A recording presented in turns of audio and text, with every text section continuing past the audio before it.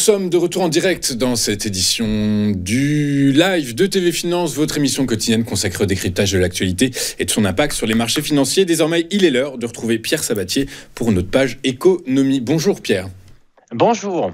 Merci beaucoup d'être avec nous ce matin. Pierre Sabatier, vous êtes économiste, prospectiviste, président du cabinet économique et financier PrimeView et également président de l'OREP. Avec nous régulièrement et je vous en remercie beaucoup Pierre. Pierre, on va écoutez, merci. On va parler, on va d'abord zoomer sur la France avant peut-être de dézoomer sur les États-Unis, de l'actualité un peu plus chaude qui est celle de la Réserve fédérale américaine. Mais toujours est-il que en France, le budget 2024 est reconduit en 2025. Le nombre de défaillances d'entreprises a atteint des niveaux records cette année. Les projets d'investissement sont gelés. On s'attend à une vague de plans sociaux. Pierre, sommes-nous en France à l'orée d'une grave crise économique et par ricochet d'une grave crise sociale ? Eh bien, dites donc, à la veille de Noël, vous allez plomber l'ambiance. Non, c'est vrai que les perspectives aujourd'hui, et la France accumule les difficultés. Il ne faut pas se voiler la face, d'un point de vue notamment politique. Et ça s'ajoute à un terreau effectivement économique de fort ralentissement, à tendance, on peut le dire maintenant, récessionniste d'ici relativement peu de temps. Après, est-ce que ça nous entraîne dans un contexte extrêmement douloureux ? Je dirais tout ne dépendra pas de la politique. J'ai presque envie de dire même la politique aura assez peu d'impact sur tout ça. Le vrai sujet fondamental, la vraie cause du ralentissement français, c'est pas ni la dissolution, ni la motion de censure, ni le fait de ne pas avoir véritablement de gouvernement, en tout cas pas de visibilité sur sa pérennité lorsqu'il sera là. C'est surtout associé à une politique de taux d'intérêt qui, je le rappelle, pendant 2 ans, a été d'une brutalité. La hausse des taux directeurs a été en fait d'une brutalité sans nom. C'est-à-dire que ça fait des décennies qu'on n'avait pas connu ça. On est passé d'un monde où l'argent a été gratuit à un monde dans lequel l'argent coûte. Et naturellement, vous savez, une entreprise, c'est tout simple, elle s'endette si elle arrive à sortir une rentabilité d'exploitation, qu'elle investit 1 euro dans son outil de travail. Est-ce qu'il rémunère plus que le coût du capital ? Eh bien, quand le coût du capital vaut 0, tout va bien, tout est rentable. À partir du moment où il vaut 4 ou 5, là, les choses commencent à se tendre. Et donc, naturellement, les faillites que vous évoquiez jusque-là, les difficultés microéconomiques, c'est-à-dire que les moins bons chiffres, en fait, notamment de la démographie entrepreneuriale dans son ensemble français, c'est la conséquence d'abord et avant tout de taux d'intérêt qui sont trop élevés pour que l'économie française continue d'avancer de manière sereine. Donc c'est d'abord et avant tout cela qu'on est en train de vivre. On l'avait déjà dit ensemble d'ailleurs, je vous avais à de nombreuses reprises expliqué que ce qui est compliqué, c'est quand on gère la politique monétaire avec les taux directeurs, c'est qu'en gros, l'image que je donne souvent, c'est qu'on a la volonté de faire ralentir le véhicule, donc on appuie sur le frein. Alors là, on appuie des 2 pieds sur le frein, sauf que quand on gère la politique monétaire, il faut le savoir, le véhicule ne ralentit que 12 à 18 mois plus tard. Et on est en plein dedans, naturellement. C'est-à-dire que la hausse des taux maintenant est clairement derrière nous. On a entamé une phase de baisse des taux, mais nous sommes frappés en plein par l'impact de la hausse qui a eu lieu en fait par le passé. C'est ça véritablement qui joue à l'heure actuelle. Donc le vrai sujet pour savoir où on va, c'est d'abord et avant tout, est-ce que les taux d'intérêt français peuvent rebaisser ? Comme maintenant le souhaite la Banque Centrale Européenne, parce que je rappelle que depuis maintenant cet été, la Banque Centrale Européenne a terminé sa phase de hausse des taux, donc s'arrête d'appuyer sur le frein et maintenant recommence à progressivement appuyer sur l'accélérateur. Donc de la même manière, malheureusement, il faut du temps pour que ça se traduise dans l'économie réelle. Il faut 9 à 12 mois pour voir les premières conséquences de ce phénomène-là. Mais la question fondamentale, c'est est-ce que nos problématiques internes vont faire finalement écarter le spread de taux, l'écart de taux que la France doit payer aujourd'hui sur les marchés pour lever de la dette par rapport aux autres. Normalement, la Banque Centrale Européenne devrait nous aider, ça veut dire que la France devrait aller mieux d'ici le 2e semestre 2025. Maintenant, tout va se jouer autour de la question, est-ce que la France sera moins bien traitée que par le passé par les investisseurs internationaux par rapport à ses voisins européens. Donc le vrai sujet, c'est une histoire de spread de taux. Alors justement, on a peut-être un premier indicateur. Il y a quelques jours, l'agence de notation Moody's a dégradé la note de la France d'un cran, ce que n'avait pas osé faire, ou osé, ou pas su, ou pas voulu faire les précédentes agences de notation. Est-ce que là, on n'a pas déjà un premier indice de ce qui nous attend pour 2025 ? C'est-à-dire finalement des taux qui ne vont pas baisser tant que ça, finalement. Alors, je me porte en faux par rapport à cela. Je sais que c'est colporté par beaucoup d'observateurs. Vous savez, on aime bien chez PrimeView, nous sommes des gens de terrain, les raisonnements par l'absurde. Si jamais ça arrive, la France, pour le coup, sera en grande difficulté. C'est-à-dire que si on laisse dériver les taux d'intérêt français par rapport à ses homologues européens, ses voisins européens, concrètement, pourquoi il y a très peu de chances pour qu'on laisse faire? C'est tout simplement parce que derrière cela, il y a comme un pacte de sang qui a été noué depuis maintenant une grosse dizaine d'années en Europe, notamment en zone euro. Depuis juillet 2012 et le Whatever It Takes de Mario Draghi, clairement, la Banque Centrale Européenne, pour des questions d'ordre politique, s'est engagée à faire tout ce qu'il faut pour que l'euro tienne. La réalité, c'est que si on laisse dériver les taux d'intérêt de la deuxième économie européenne de manière trop importante, alors ça peut dériver de 10 points de base, 20 points de base, tout ça c'est l'épaisseur du trait, on s'en fiche un peu. Certes, ça nous pèsera un peu sur la croissance, mais c'est pas ça qui va nous entraîner dans le fossé. Mais si véritablement on laisse faire, comme on a pu le laisser faire en 2011-2012 avec l'Italie et l'Espagne, l'euro saute immédiatement. C'est-à-dire que l'Europe et la zone euro n'est pas capable de supporter une divergence des taux de la deuxième économie européenne.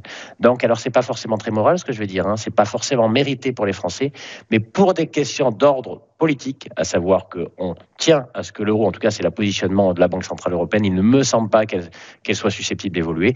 Si les investisseurs attaquent trop la dette française, à savoir la laissent trop s'écarter, eh bien naturellement la Banque Centrale Européenne devra se mettre en face si elle est cohérente et elle poursuit finalement la politique qu'elle a implémentée, que son prédécesseur a lancée à partir de juillet 2012, qui marque véritablement un changement majeur en Europe, en tout cas sur les marchés financiers. Laisser dériver les taux d'intérêt à l'intérieur de la zone euro paraît très peu probable. Si ce n'est, attention, que je ne faut pas se méprendre, de quelques points de base, de quelques dizaines de points de base, pourquoi pas? On est probablement d'ailleurs au sommet de ce qu'on peut supporter, mais pas beaucoup plus. Alors, Pierre, à vous écouter, j'entends beaucoup le champ lexical, un champ lexical un peu belliqueux, de la crainte, de la peur, du doute. Et je vais donc me faire le porte-parole de près de la moitié des Français, puisque selon un sondage Ipsos, 45% des Français estiment que la situation budgétaire est très inquiétante et qu'elle pourrait avoir des conséquences très graves, notamment des conséquences sociales. Mais Pierre, on le sait, la dette publique, c'est une sorte de produit du capitalisme. Est-ce que, dès lors, est-ce que c'est si grave, 6,1% de dette rapportée au PIB en 2024? Alors là aussi, attention, il ne faut pas mettre mon discours entre toutes les mains parce que ça pourrait être mal interprété, notamment par les politiques. En fait, il y a un double sujet par rapport à l'expression des Français. Finalement, le fait, ça serait 5,1, il dirait la même chose. Ça serait presque 4,5, il dirait la même chose. Aujourd'hui, clairement, en France, on a un problème de représentativité, de légitimité du politique, de celui qui gouverne, quel qu'il soit d'ailleurs. Et c'est plus profond donc que simplement un chiffre qui serait de 6,1 ou 7%. Donc là où vous avez raison, et là aussi j'y souscris, il y a une forme de confusion qui est faite. Le déficit public en soi, effectivement, ça veut dire qu'on dépense plus qu'on ne gagne. Mais premier élément, est-ce que ce qu'on dépense est une dépense d'investissement qui va permettre de créer la croissance de demain ou une croissance on va dire, de charge fixe, simplement de fonctionnement? Et là, on peut s'interroger sur la qualité du déficit. Mais je vais faire un pas de côté et vous dire, et répondre très clairement à votre question, à savoir que non, 6,1% de déficit public, à aujourd'hui, dans le monde dans lequel on vit, n'est pas un souci. Tout simplement parce que tout le monde le fait. Et c'est là où il faut faire attention en Europe. Souvent, on défend des idées plus, je dirais, à l'encontre du pragmatisme qui est vital en économie et dans le business. C'est que, je vous pose la question, à combien s'élève le déficit public aujourd'hui des États-Unis? 1000 milliards, c'est gigantesque. Voilà, 7%, 7 points de PIB. Voilà, déficit public. Aujourd'hui, on est dans un monde dans lequel les États-Unis jouent à fond la carte du déficit public pour faire quoi? Pour donner des marges de manœuvre à qui? Aux entreprises américaines dans la grande bataille économique, entrepreneuriale au niveau mondial. Donc les États-Unis utilisent cette arme-là en ce moment même avec une politique monétaire qui devient progressivement, elle aussi, certes plus lentement, mais elle aussi en fait plus facilitatrice que par le passé. De l'autre côté du monde, la Chine fait quoi? Vous dites la même chose. C'est-à-dire que je réouvre les vannes en fait de la dépense publique pour soutenir mon économie et dans le même temps, j'orchestre une politique monétaire très facilitatrice. C'est-à-dire que le problème de l'Europe, c'est qu'elle se croit vivre de manière comme sur une île, mais elle vit dans un champ concurrentiel qui aujourd'hui font que nos concurrents utilisent à fond le déficit public, peu importe le stock de dette publique associé, et une politique monétaire facilitatrice. Eh bien, d'une certaine manière, faire le choix de la rigueur budgétaire à ce moment pour nous, c'est extrêmement dangereux parce que ça nous fait prendre un risque majeur, à savoir que quand tous les autres utilisent ce levier-là pour donner des marges de manœuvre à leurs entreprises, eh bien nous, on parle à nouveau de rigueur budgétaire, à savoir à travers notamment l'augmentation de l'imposition, donc ce qui se traduit très clairement par la privation de marge de manœuvre de nos entreprises françaises. Donc il faut faire très attention. Non, 6,1 en fait, en soi, il ne veut rien dire. Il faut toujours se comparer aux autres. Et quand, dans le monde, nos concurrents utilisent ce levier-là, sans priver, c'est ça qui est en réalité dangereux. Ça, c'est le premier élément. Et puis après, le stock de dette publique. Là aussi, on aime bien aller se balader un peu partout dans le monde parce qu'effectivement, quand on se regarde, on est toujours inquiet, mais quand on regarde les autres, parfois, on peut être amené à relativiser. Le stock de dette publique au Japon tourne autour de 250 ou 260 points de PIB. 250 points de PIB. 250. Chez nous, on est entre 110 et 120. Vous voyez, donc, ça ne veut pas dire qu'il faut aller à 250, mais les gens qui manipulent la peur associée en fait au stock de dette publique oublient une chose, que le stock de dette publique, c'est pas le sujet. Le sujet, c'est est-ce que porter ce stock est un fardeau insupportable. Et donc, c'est les charges d'intérêt, c'est les intérêts associés à ce stock de dette qui posent souci. Et c'est pour ça que mon premier propos est fondamental. C'est le seul qui vaille, à savoir que le seul sujet de la dette publique, c'est celui des taux d'intérêt. À partir du moment où les taux d'intérêt, par solidarité avec nos voisins, sont amenés à rebaisser, naturellement, ce stock de dette publique, ce déficit public, coûtera moins, donc sera de moins en moins lourd à porter d'ici 2025. Donc il faut faire attention à vouloir se sauver ou à vouloir être vertueux quand personne ne l'est. Dans le business, dans l'économie mondiale, on peut perdre. J'aime beaucoup ce que vous dites. Donc aujourd'hui, je comprends bien, Pierre, que finalement la dette qui est levée, elle sert plutôt à alimenter la croissance des charges fixes plutôt que l'investissement. Et c'est probablement là que le bas blesse, si je puis dire. Les principaux instituts économiques, banquiers, etc. revoient à la baisse, notamment pour la France, leur prévision de croissance pour 2025. Du coup, quand je vous entends, je comprends qu'en fait, il n'existe pas vraiment de limite à l'endettement public. Alors, la limite, in fine, elle existe, mais ça sert presque à rien d'en parler aujourd'hui. La vraie limite, c'est que vous comprenez bien qu'à faire du déficit public de manière permanente, si jamais, en fait, et finalement qui amène à une situation qui est celle du Japon, à savoir que lorsque vous avez un stock de dette publique trop important, eh bien, là, vous êtes dans une situation où les taux d'intérêt ne peuvent plus être touchés. C'est le cas du Japon en réalité. Vous avez vu cet été, tout le monde a dit ça y est, le Japon va sortir en fait sa politique de taux d'intérêt zéro. La réalité, c'est qu'il peut quasi pas bouger parce qu'à 250 points de PIB, dès qu'on augmente un tout petit peu ces taux d'intérêt, eh bien, ça devient mortel. C'est-à-dire que les intérêts payés prennent une trop grosse partie des recettes fiscales et tout de suite vous tombez en fait dans la nasse. Donc, la réalité, c'est qu'à terme, ce que ça risque de produire, si jamais on implémente un déficit public très important pendant très longtemps, c'est que ça nous prive de la deuxième arme qui nous permet de piloter convenablement le véhicule économique, l'économie d'un pays, à savoir la politique monétaire. Et à partir du moment où finalement le taux d'intérêt n'est plus un choix, à savoir que si vous voulez monter vos taux, le stock de dette publique devient tout de suite insupportable et nous fait tomber en récession, eh bien ça veut dire que vous êtes obligé de laisser vos taux à zéro. Et là où c'est pas bon, c'est que vous comprenez bien que dans un monde où que le fait que l'argent soit suffisamment peu cher pour que les initiatives en fait soient prises, c'est extrêmement important pour créer de la richesse. Mais le fait que l'argent soit tout le temps gratuit, quelles que soient les circonstances, parce que vous ne pouvez plus changer en fait sa rémunération, le taux d'intérêt associé, là vous créez ce qu'on appelle un aléa de moralité. Vous allez financer des projets qui ne devraient pas être financés, et là vous risquez en fait finalement de perdre la main sur le pilotage de votre économie. Donc c'est un danger, mais lointain, qui consiste à dire que si vous laissez dériver trop longtemps ce stock de dette publique, à un moment donné, eh bien vous perdez la main sur la deuxième arme qui légitime le pouvoir politique. Il y en a deux, pouvoir de légiférer, pouvoir de battre monnaie. Et à partir de là, vous perdez la main là-dessus. Et là, ça peut finir par être dangereux. Mais très honnêtement, encore une fois, la question de fond, c'est quand est-ce que vous le faites? Vouloir régler ce problème de déficit public quand personne ne souhaite le faire et tout le monde actionne ce levier-là, là, pour le coup, vous allez risquer de ne pas créer assez de richesse et altérer finalement vos finances publiques à travers la dégradation des recettes fiscales associées. Vous parlez de deux volants, de deux leviers de pilotage d'une économie. Le second, battre monnaie, il y en a un qui a bien compris qu'il fallait pouvoir l'avoir de son côté, c'est Donald Trump. Donald Trump qui ne fait que menacer Jérôme Powell.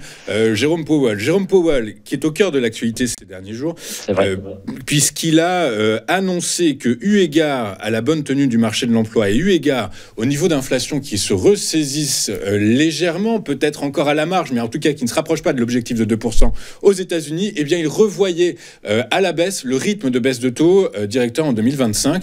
Comment est-ce que vous interprétez ça, vous, Pierre? Est-ce qu'il y a un réel risque à l'endroit de la résurgence de la hausse des prix aux États-Unis et dans le monde en règle générale? Non. Relativement peu. Après, il faut avoir en tête que ça ne nous surprend pas, on l'avait évoqué ensemble. Je veux dire, la vraie interrogation en fait, au moment où Donald Trump s'est présenté, c'est que très vite, il a compris que s'il voulait continuer à utiliser le levier du déficit public que j'évoquais tout à l'heure, il fallait pour ça avoir en fait un pouvoir monétaire qui soit au pli. Et dès le mois d'avril-mai dernier, je vous le rappelle, le vrai sujet d'interrogation, c'est le rapport de force qu'il souhaitait instaurer avec la Fed, où clairement, sans s'en cacher, d'ailleurs c'est pas trop le style de Donald Trump, il remettait d'une certaine manière en question la légitimité de l'indépendance de la Banque centrale américaine. Là où on n'est pas très inquiet et on estime que Donald Trump a un peu de chance, c'est que certes le marché du travail se porte bien, certes la croissance évidemment fait rêver tout le monde, la croissance aux États-Unis fait rêver tout le monde et tous les autres pays au niveau mondial à aujourd'hui, mais un certain nombre d'indicateurs devraient permettre progressivement à la Réserve fédérale, certes peut-être de ralentir, c'est-à-dire d'avoir un objectif de baisse des taux qui sera le même mais un peu plus lent à atteindre, mais ne changera pas définitivement en fait la tendance à la baisse des taux d'intérêt à l'avenir. Et là, ça me permet aussi d'éclairer quand même la question même de l'inflation. La résurgence de l'inflation, là, évidemment, attention de quoi on parle. Est-ce qu'on parle en fait de dixièmes de pourcent ou est-ce qu'on parle de pourcent? Et donc là, en l'occurrence, on est vraiment sur des dixièmes de pourcent. On n'y croit pas. Pourquoi? Parce que même si Donald Trump instaurait ces fameux droits de douane, vous savez, qui font beaucoup peur aux États-Unis, il faut avoir en tête aussi que la politique aujourd'hui qui serait menée permettra encore aux États-Unis d'être un peu plus hégémonique au niveau mondial. Et la traduction financière de ça, c'est quoi? C'est que le dollar se portera mieux. Donc attention, vous pouvez certes avoir une augmentation des droits de douane, mais si dans le même temps, le dollar monte tel qu'il a réagi immédiatement d'ailleurs. Je rappelle qu'on est sorti du tunnel autour de 1,10, 1,15 euro-dollar pour atteindre aujourd'hui 1,05. Eh bien, cette situation-là renforce le dollar. Et si le dollar se renforce, eh bien, ça va contrecarrer les pressions inflationnistes qui auraient été importées à travers les droits de douane. Vous voyez, donc, même sur ce sujet-là, qui a souvent été caricaturé, nous estimons que les gens ont été un peu vite en besogne sur l'impact inflationniste de ces mesures-là, tout simplement parce qu'ils ont oublié que, en gros, là, on parle d'inflation importée. Et si la monnaie du pays dont on parle monte par rapport à toutes les autres, eh bien naturellement, ça vient compenser l'effet inflationniste des prix en valeur absolue en monnaie locale associée aux droits de douane. Et donc, on n'est pas très inquiet sur les pressions inflationnistes, premier point. Deuxième point, le marché du travail se porte moins mal que ce à quoi on s'attendait, mais même les perspectives du marché de l'emploi qui ont été formulées par Jérôme Powell traduisent aussi une poursuite de la dégradation du marché de l'emploi l'année prochaine. Donc, tout légitime pour qu'au final, il n'y ait pas de rapport de force qui s'instaure véritablement, en tout cas pas durant l'année 2025, entre Donald Trump et Jérôme Powell. Jérôme Powell dira « je prends ces décisions-là en dehors des sommations de Donald Trump parce que en fait, l'économie réelle me le permet ». C'est en fait le scénario qui nous paraît le plus probable. Puis après, il y a aussi un autre raisonnement par l'absurde. Si les taux restent en l'état, 7% de déficit public au regard du stock de dette publique aux États-Unis, ça consommera dès l'année prochaine entre 20 et 25%. Les intérêts payés pour supporter cette dette, revenez à notre raisonnement tout à l'heure, les intérêts payés pour supporter cette dette préempteraient 20 à 25% des recettes fiscales aux États-Unis. Ça, c'est pas tenable. Ayez en tête que, historiquement parlant, lorsqu'on dépasse 10% des recettes fiscales préemptées par les intérêts payés, ça commence à sentir chaud. Vous voyez, donc naturellement, il y a aussi un raisonnement par l'absurde qui fait que la Fed ne pourra pas tenir en fait des taux d'intérêt trop longtemps à ces niveaux-là, si ce n'est provoquer des difficultés pour l'économie américaine. Et là, je rappelle, Jérôme Powell, Donald Trump, peu importe en fait qui sont les gens à la tête des autorités, qui sont les autorités américaines, toutes défendront toujours les intérêts des Américains avec un pragmatisme froid. Et ceux qui pensent que les États-Unis sèmeront eux-mêmes les embûches sur leur propre chemin, à mon sens, oublient la démonstration des actions de ce pays depuis quelques décennies maintenant. C'est hyper intéressant ce que vous nous dites, Pierre, puisque depuis 2 jours, on entend à droite, à gauche, partout que c'est catastrophique, que ce ralentissement du resserrement monétaire américain va peser lourdement sur l'économie. Ce que vous nous dites, en gros, globalement, entre les lignes, c'est que, en tout cas, sous le prisme Jérôme Powell, il n'y a pas de raison qui pénalise l'économie américaine. Et donc, la détente monétaire va se poursuivre, quoi qu'il arrive, peut-être avec des mini-pauses, mais en tout cas, le trend... C'est ça. Ok, super, clair. C'est hyper intéressant parce qu'effectivement, c'est une des inquiétudes qui plane au-dessus des marchés financiers pour 2025. Est-ce que vous en voyez d'autres? Quelles sont les thématiques à jouer, justement, Pierre, autour de ces questions-là? Alors, juste pour rebondir sur l'inquiétude provoquée par la prise de position de Jérôme Powell, alors attention, la question de fond sur les marchés, c'est que vous savez que la nouvelle est rarement, finalement, le déclencheur d'un mouvement. Une nouvelle, c'est toujours la matérialisation de quelque chose qu'on a envie de faire, y compris dans le monde de l'investissement. Et la réalité, c'est qu'ici, finalement, il y a eu un impact des propos tenus par Jérôme Powell. C'est pas sur le fond, c'est parce que les marchés avaient beaucoup monté, notamment les marchés américains et quelques valeurs.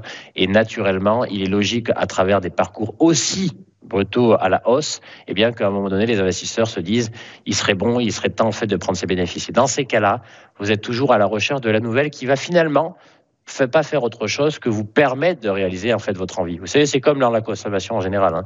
Donc là, en l'occurrence, nous, notre lecture des choses, c'est que les mouvements de marché récents remettent pas fondamentalement en question le mouvement. C'est simplement un catalyseur qui permet de prendre ses bénéfices, de respirer pour mieux repartir de l'avant, en tout cas pour les actifs américains l'année prochaine. Ça, c'est le premier point. Deuxième point, il faut avoir en tête tout de même qu'avec la baisse des taux, donc sur les thématiques, et un Donald Trump qui clairement a dit qu'il ne jouerait pas de la remontée fiscale, notamment vis-à-vis des entreprises l'année prochaine. Hein. C'était la différence fondamentale finalement entre démocrates et républicains. Eh bien, alors même qu'on avait, on avait soldé, vous savez, on adore une thématique qui supplante tout depuis maintenant des années, hein, qui sont ce qu'on appelle nous la thématique des trusts technophiles. C'est pas juste la techno, hein. Les gens parlent de techno, à mon sens, ils se trompent quant à la caractéristique en fait de ces très grandes entreprises américaines. Elles sont achetées autant pour leur capacité technologique que pour le fait d'être des trusts. Des trusts, à savoir des entreprises qui sont assises sur des surfaces financières qui leur permettent, quelles que soient les conditions de marché, de continuer à prospérer individuellement. C'est-à-dire qu'elles ont tellement de cash, elles sont tellement gorgées de cash que, environnement bon ou mauvais, concrètement, elles ont toujours la capacité à acheter ce qu'ils trouvent et donc alimenter le pipe de leur croissance toujours plus loin. On avait en fait cette thématique-là qu'on a jouée, voire surjouée pendant des années. On l'avait neutralisée depuis l'été dernier. L'élection de Donald Trump probablement va refaire à nouveau, alors ça peut paraître surprenant pour certains, mais ressortir probablement cette thématique des trusts technophiles pour une raison toute simple. C'est qu'en fait, elles sont tellement en avance d'un point de vue microéconomique que la seule raison pour laquelle elles arrêteraient de progresser, ça serait un changement de règle du jeu, notamment fiscal. Eh bien, l'élection de Donald Trump éloigne, en tout cas à court terme, sauf à ce qu'il change d'avis, ça pourrait arriver. Mais s'il changeait d'avis, il faudra basculer dans autre chose. Mais à ce stade, l'absence de risque fiscal pour les entreprises américaines bénéficiera en premier lieu à celles qui ont, aux plus grosses. Et naturellement, ça pourrait jouer un rôle positif en fait dans les trusts technophiles et leur capacité finalement à redevenir de manière un peu plus explicite les locomotives du marché américain, des marchés actions américains en particulier. Premier point. Deuxième thématique, au niveau mondial, cette fois en termes d'allocation d'actifs, clairement, les États-Unis, c'est ce que j'évoquais tout à l'heure, n'ont jamais été aussi hégémoniques qu'aujourd'hui par rapport aux dernières décennies, puisqu'on constate une puissance économique, une puissance financière, une puissance monétaire. Les gens qui ont fantasmé la disparition du dollar sur l'échiquier mondial, finalement, malheureusement, n'ont pas eu raison, puisque l'euro, malheureusement, n'a pas réussi à être un concurrent légitime, et les autres, pour l'instant, c'est pareil. Donc, puissance économique, puissance financière, puissance monétaire, puissance militaire. Je rappelle que les États-Unis, c'est 950 milliards de dollars de dépenses militaires par an, 45% du budget mondial sur les dépenses militaires, et vous comprenez bien que dans un monde tendu, les rapports de force économiques sous-tendent aussi des rapports de force tout court.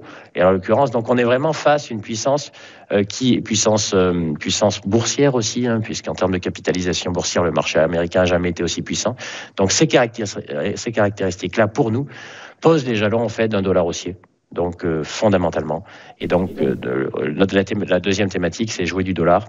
Et alors après, derrière, vous pouvez jouer du dollar avec tous les actifs américains. Ça peut être des actions, comme j'évoquais, mais aussi des obligations. Les obligations à 4,5% aux États-Unis sont extrêmement attractives selon nous, puisqu'on pense que l'inflation va continuer à baisser. Elles permettront de gagner de l'argent parce que les taux vont baisser et parce qu'elles sont libellées en dollars. Et lorsqu'on est un Européen, ça devrait aussi rapporter. On parle du prix des obligations et pas des rendements, bien évidemment. Oui, bien sûr. C'est l'inverse. C'est ça, exactement. C'est important de le préciser. Une dernière question, Pierre, toute dernière. Oui. Sur fond de fusion, de projet de fusion, Nissan Toyota. Alors c'est quoi? C'est Nissan Honda. Alors que la Chine s'est imposée comme une force perturbatrice qui défie les leaders traditionnels automobiles. Est-ce que la thématique automobile pourrait être intéressante à jouer en 2025 sur fond de restructuration complète du secteur ou c'est encore trop tôt pour en parler? C'est compliqué. Dans un monde qui, quand même, a tendance à ralentir, vous savez, l'automobile, les industries, tout ça sont ce qu'on appelle des secteurs cycliques. Et c'est peut-être... Alors, attention, quand vous me dites 2025, c'est long, c'est 12 mois. Mais dans un premier temps de l'année, ça nous paraît en fait un peu tôt. Pourquoi ? Parce que il faut avoir en tête qu'historiquement parlant, le moment où le cycle économique repart de manière un peu plus vigoureuse, plus positive, c'est pas quand les taux commencent à baisser, c'est quand les taux se rapprochent de leur plancher. Or, ils devraient se rapprocher de leur plancher plus tôt au cours du second semestre 2025. C'est cela qu'il faut avoir en tête. Là, on est encore dans le temps du ralentissement. Le ralentissement économique, ça se traduit par quoi ?